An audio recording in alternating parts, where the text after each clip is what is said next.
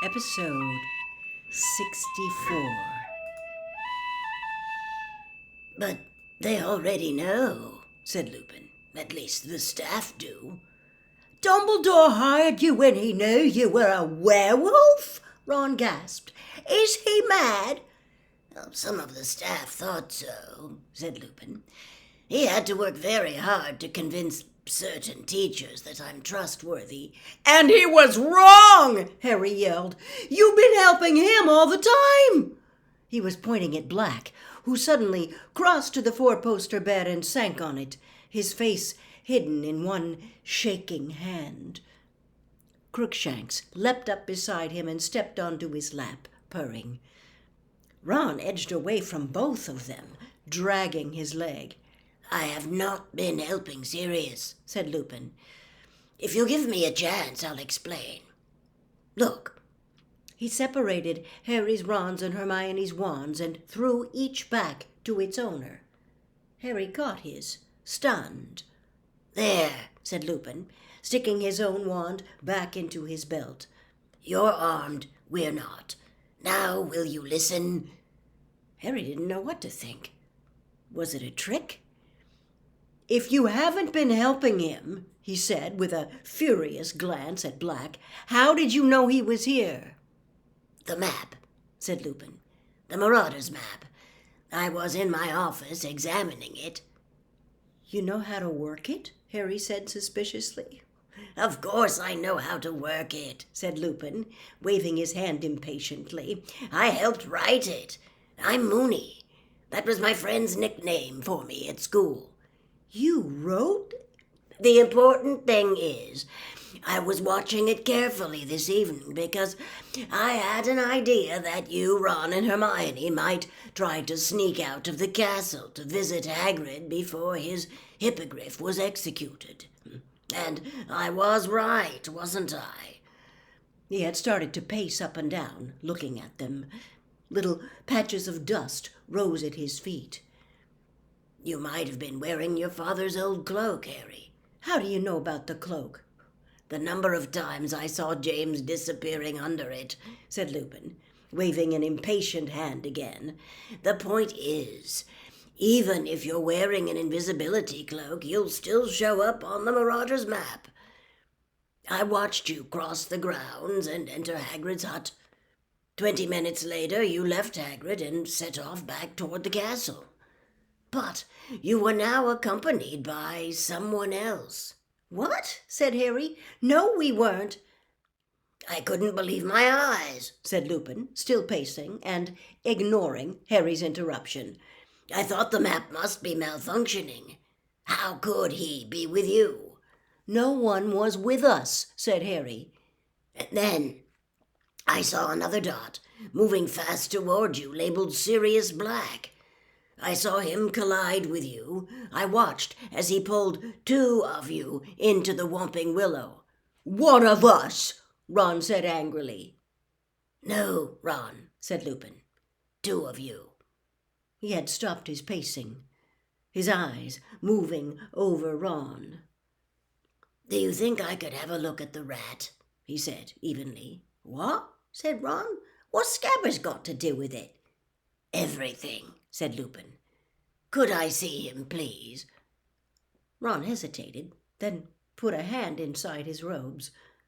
Scabbers emerged, thrashing desperately. Ron had to seize his long, bald tail to stop him escaping. Crookshanks stood up on Black's leg and made soft hissing noises.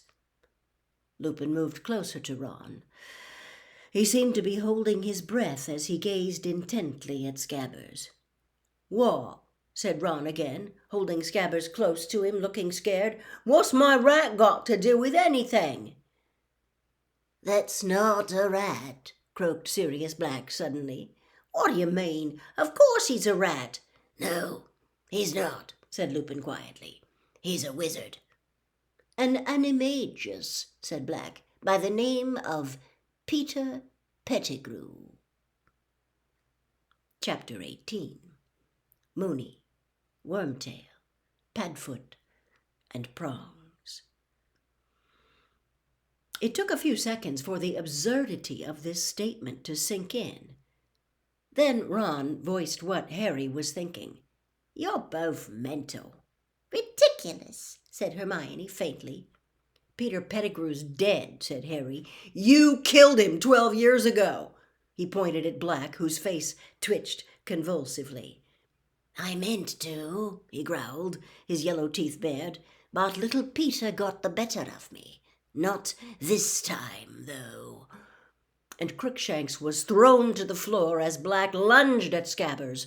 Ron yelled with pain as Black's weight fell on his broken leg. "Sirius, no!" Lupin yelled, launching himself forwards and dragging Black away from Ron again. "Wait! You can't do it just like that. They need to understand. We've got to explain." "We can explain afterwards," snarled Black, trying to throw Lupin off.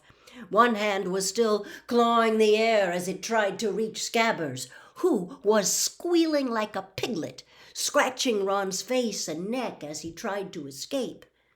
"They've got a right to know everything," Lupin panted, still trying to restrain Black. "Ron's kept him as a pet. There are parts of it even I don't understand, and Harry, you owe Harry the truth, Sirius." Black stopped struggling, though his hollowed eyes were still fixed on Scabbers, who was clamped tightly under Ron's bitten, scratched, and bleeding hands. "All right, then," Black said, without taking his eyes off the rat. "Tell them whatever you like, but make it quick, Remus. I want to commit the murder I was imprisoned for." "You're nuts, both of you," said Ron shakily, looking round at Harry and Hermione for support. "I've had enough of this. I'm off." He tried to heave himself up on his good leg, but Lupin raised his wand again, pointing it at Scabbers. "You're going to hear me out, Ron," he said quietly.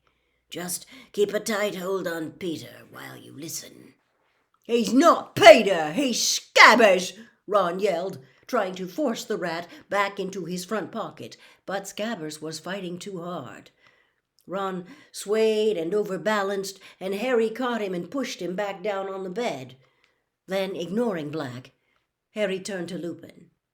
"There are witnesses who saw Pettigrew die," he said. "A whole street full of them." "They didn't see what they thought they saw," said Black savagely, still watching Scabbers struggling in Ron's hands. "Everyone thought Sirius killed Peter," said Lupin, nodding. "I believed it myself, until I saw the map tonight. Because the Marauder's map never lies. Peter's alive. Ron's holding him, Harry." Harry looked down at Ron, and as their eyes met, they agreed silently. Black and Lupin were both out of their minds. Their story made no sense whatsoever. How could Scabbers be Peter Pettigrew? Azkaban must have unhinged Black after all, but why was Lupin playing along with him? Then Hermione spoke in a trembling, would-be calm sort of voice, as though trying to will Professor Lupin to talk sensibly. "But Professor Lupin, Scabbers can't be Pettigrew. It just can't be true. You know it can't." "Why can't it be true?" Lupin said calmly, as though they were in class, and Hermione had simply spotted a problem in an experiment with Grindylows. Because people would know if Peter Pettigrew had been an Animagus. We did Animagi in class with Professor McGonagall, and I looked them up when I did my homework. The Ministry of Magic keeps tabs on witches and wizards who can become animals. There's a register showing what animal they become and their markings and things, and I went and looked Professor McGonagall up on the register. There have been only 7 Animagi this century, and Peter Pettigrew's name wasn't on the list. Harry had barely had time to marvel inwardly at the effort Hermione put into her homework when Lupin started to laugh. "Right again, Hermione," he said. "But the Ministry never knew that here used to be 3 unregistered Animagi running around Hogwarts.